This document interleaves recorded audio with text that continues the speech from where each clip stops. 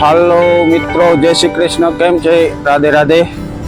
આજે હું મારા ઘરની બાજુમાં એક ગ્રાઉન્ડ છે, ત્યાં મારા મિત્રો બધા આવ્યા છે, તો હું તેને મળવા જાઉં છું.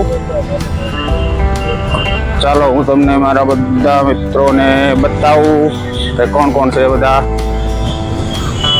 હલો, રામ રામ રામ.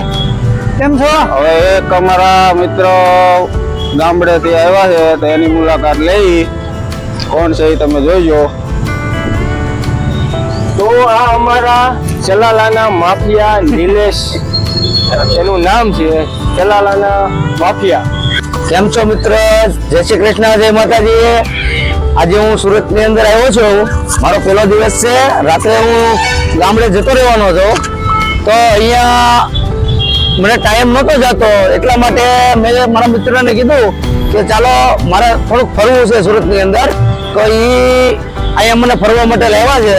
એટલે પછી મને યાદ આવ્યું કે મારા કાકા અહીંયા રહે છે, તો એને પણ બોલાવ્યા. એ કાકા મારા આવડા. કેમ છે કાકા? મજામાં ને? જય શ્રી કૃષ્ણ. કેમ છે? તમને ગમે છે કે ફાવી ગયું તમને? દેશમાં કઈ આવું તમારે?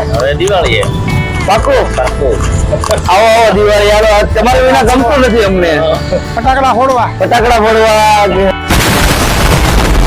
મારે પાન નો શોખ છે. માવો ખાવા આવો તમે, કોઈ સોડા પીવા આવો, એટલે મજા આવી જાય. આવો તમને યાર દિવાળી તમે આવો તમ તારે.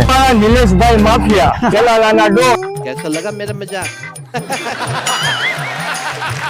એને કીધું કે મારે અહીંયા કામ છે, તો એનું કામ અહીંયા પતી ગયું છે, તો હવે બીજું એને પૂછવી કે શું પૂછવાનું છે કે ભાઈ કે એને કાંઈ નાસ્તો પાણી કરવા છે, જમવું છે કે કોઈ પછી ઠંડુ બંડુ પીવું હોય, તો આપણે એના માટે ગમે એ સેવા કરવા તૈયાર છીએ. તમે આપણે નિલેશભાઈને પૂછી લઈએ કે એને શું જમવું છે કે ઠંડુ બંડુ પીવું છે.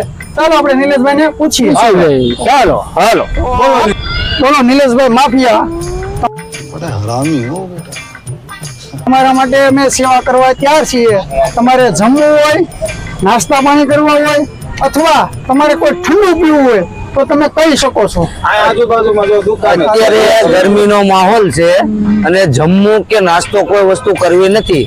ગરમી બહુ છે, પાણી પીવું છે, તો પાણીની બોટલ લઈ આવો. બસ આગળ તમારા માટે તો અમે ઠંડી બોટલ હાજર કરશું.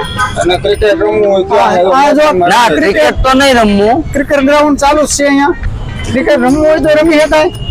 અને તો પાણીની બોટલ તમારા માટે અમે સેવામાં તમે હાજર છો, એ વાત બધી સાચી છે, પણ અત્યારે એક ઠંડી પાણીની બોટલ લઈ આવો એટલે અમે પાણીની તરસ લાગી છે, પાણી પી લઈએ. બસ આગળ હાલો, ઠંડી પાણીની બોટલ તમારા માટે હાજર કરી દઈએ અમે.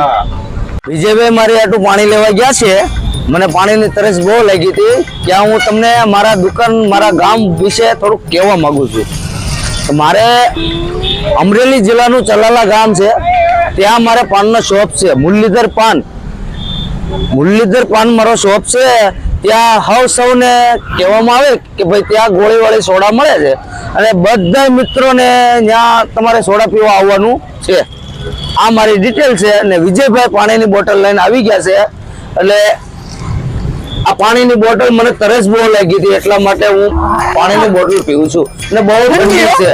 મને લાગે લાવ પાણી. ઉનાળામાં તો પાણી પીવા એટલું સારું.